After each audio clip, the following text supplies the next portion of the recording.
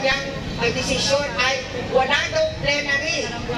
Pero nakita naman sa minutes ng meeting ng Kongreso na may plenary. So yung basehan niya sa kanyang desisyon ay hindi totoo. Kaya dapat ang kanyang desisyon ay walang bisa.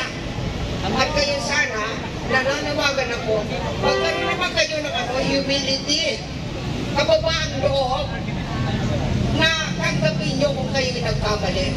Kaya i-reverse ninyo ang inyong decision. Kasi po yun lang ang makakapagpatuloy ng ating impeachment. Bakit natin gusto magkaroon ng impeachment? Sa totoo lang po, ang paniwala ko, kahit na magkakaroon ng impeachment, maa-acquit pa si Sara. Pero bakit gusto ko na may trial?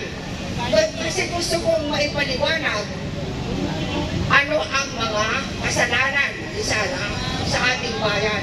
Pag nakikita natin yon, at makikita natin na talagang may kasalanan, at talagang mabigat ang kasalanan, tapos inakwit pa siya, ay talagang dapat tayo mamabayan. Hindi na natin tatanggapin yun. Hindi po ba? Tama. Alam niyo po, ang tingin ko, yung cowardice, anong cowardice sa Tagalog? Yung kaduwagan ay very infectious, parang COVID, no? Nakakahawa. Kaya kung lahat tayo ay duwag, lahat ng mamamayan ay maduduwag. Pero alam nyo, ang tingin ko rin, ang katapangan ay infectious din. Nakakahawa din ang katapangan.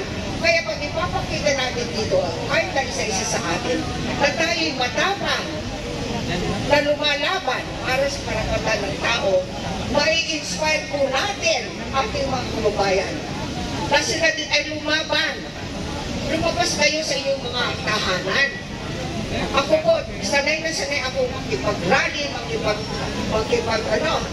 makisama sa mga gagawa, sa lahat ng mga inaapi sa ating bayan. Kaya po, itong matandang ito, nananawagan po ako sa inyo, mga bata pa. Please naman, sa anang-tapang ninyo, I am really challenging you. Kayong mga mas bata pa sa akin. Lumaban po kayo. Paglaban ninyo ang karapatan ng ating mamamayan. Sabihin nyo sa Supreme Court, i-reverse ang kanilang desisyon. Maraming salamat. Umaga pa pala sa inyong lahat. Alam niyo po, ako siguro ang pinakamatanda dito sa inyong lahat. Kahit na doble pa yung edad, mas matanda pa ako sa inyo. Eh bakit ako nandito? Alam niyo ba kung ilan taon ako? 87. Meron ba kayong 87 yan? Ito, wala. 89 na to eh. Walang aamin. Ako inaamin ko. At alam mo kung kailan ako naging aktivista? Kung kay Marcos pa. When I was only 29 years old. Hanggang ngayon, aktivista pa ako. Kasi once an activist forever. Kasi po, ang paniniwala ko po, basta may nangyayaring laban sa ating bayan, kahit na nakaratay ako sa panig, tatayo po ako para ipaglaban natin ang ating bayan. Itong nangyayari sa atin ngayon, nakakalungkot. Kasi yung mga Senate, yung Supreme Court, na dapat sila yung pinaka-matataas ng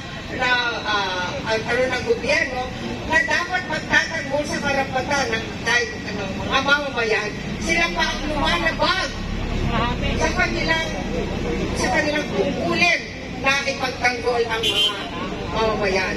Tingnan niyo po, bakit tayo may... Ang Taong Bayan, ayon sa Magnanakaw at Abusado Network Alliance po, yung isa sa mga grupo na nanguna sa pag-aay ng isang Concerned Citizens Letter noong nakaraang Martes. Isang linggong nakararaan, pinareceive natin yung ating Concerned Citizens Letter. Mahigit 100 po ang signatories, mga profesor, mga manggagawang pakalusugan, mga church people, mga student leaders, at marami pang iba. So ang parte po ng Concerned Citizens Letter na ating babasahin ay hindi ko lamang boses, kung hindi boses ng mahigit 100 ang mga leader ng iba't ibang organisasyon. At siyempre, naniniwala tayo, boses din ng isang bayanang Pilipino na nananawagan ng accountability o pananagutan. Kanina nabanggitan ni Kulex yung isang ibig sabihin ng pananagutan, accountability. May isa pa yung ibig sabihin sa Filipino, yung katumbas sa English ng letter R. Pananagutan, ibig sabihin nito ay responsibilidad, tungkulin, responsibility. Kaya dalawa yan eh. May tungkulin ng Korte Suprema, may tungkulin ng Kongreso, meron rin tungkulin ang sambayanang Pilipino. So itong i-address natin, yung mga kababayan natin na sa ngayon ay hindi pa natin kasama. Unahin ko mga pulis, nakakasawang tanawin, malaking sweldo ng mga pulis. Pero anong ginagawa nila? Magpapaaraw para sa wala, para pigilan tayo na doon makapagpahayag sa harapan mismo ng Supreme Court. Ang tanong natin sa mga pulis, hindi ba kayo nananawatihan sa walang saysay ninyong trabaho? I-connect natin sa mga mangyayari sa kanila pag sila ay nagbitiw na o kaya ay nag-retiro na. Sila maganda ang pension, index. Ibig sabihin, tumataas ang pension habang tumataas din ang pension, yung sweldo ng mga empleyado ng parent.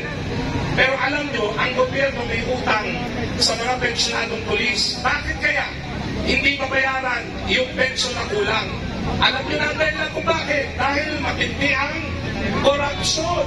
So ang gusto natin sabihin dito, lahat tayo apektado ng korupsyon. Akala natin, pag nag-retiro tayo, may naasahan tayo, marami sa atin. Wala. Dahil dapat ang pera nating pensyon, ninanakaw, inuupos kung saan-saan. At para sa iba nating kababayan na hindi pa natin nakakasama ngayon, ang gusto nating sabihin, ang laban na ito ay hindi na ipapanalo kung iilang tao lamang ang nagpo-protesta, kung iilang tao lamang ang nag-iingay. Minsan ang akala ninyo sa amin ay hadlang sa traffic, pagpaingay, pagkagulo. Pero maniwala kayo, yung nirereklamo yung korupsyon, yung nirereklamo yung bulok ng tren, nirereklamo yung walang maayos sa pabahay ang ating mga kababayan, yung nirereklamo yung mahirap magkakaroon ng trabaho, yung nirereklamo yung mataas ang buwis. Lahat yan konektado sa korupsyon sa gobyerno. Kaya mataas ang buwis, ninanakaw ang pera. Kaya bawat sentimo na mabawi natin mula sa mga kurakot na politiko ay sentimong nadadagdag sa ating serbisyo publiko. Kaya sana sa mga susunod, makasama namin kayo. Ngayon, bayaan ninyong basahin ko ang ilang portion lamang ng aming concerned citizens letter sa Korte Suprema na ifinay namin isang linggo na kararaan. Ang aming malakas na tipagsang-ayon sa desisyon na ipatigil ang impeachment trial ni VP Duterte ngayong 2025 ay nakabatay sa mga sumusunod na dahilan. Una, malinaw sa Article 11, Section 3, Part 1 ng Saligang Batas, ang katulungan ng mga kinatawan ay dapat magkaroon ng tanging kapangyarihan sa lahat ng mga kaso ng impeachment. Ano ibig sabihin? Tangi, sole. Ang may power lamang sa impeachment, Kongreso. Hindi dapat makialam ang Korte Suprema. At kapag 1/3 na lahat ng kongresista ang nagpasa ng Articles of Impeachment, ang nakalagay sa Konstitusyon, babasahin ko, dapat isunod agad ang paglilitis sa Senado. Sa Ingles, forthwith, sa opisyal na salin ng Konstitusyon, agad, ibig sabihin, walang delay, walang pagpapatumpik-tumpik. Kaya dapat ang Korte Suprema huwag rin makialam. Pabayaan ang Kongreso at Senado na gawin ang kanilang tungkulin. Pangalawa, ang desisyon ng Supreme Court ay nagdagdag ng mga kahingian o bagong requirement na nagpahirap sa impeachment.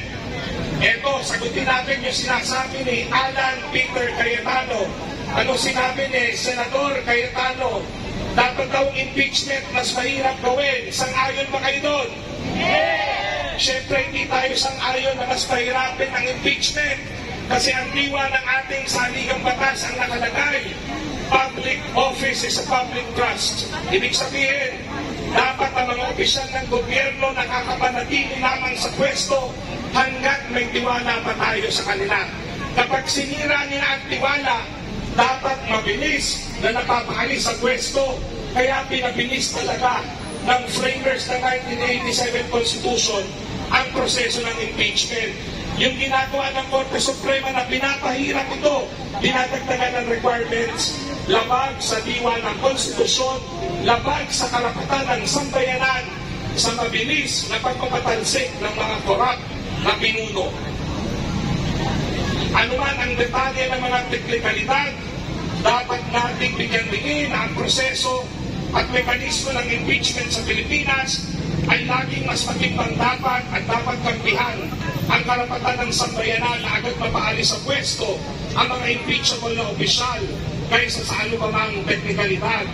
Dahil yung pagbibigay tuon masyado sa teknikalidad ay isang hakbang na mangyayari tayo papunta sa mapanganib na bangin ng panunumbalik sa sitwasyong mala 1970s.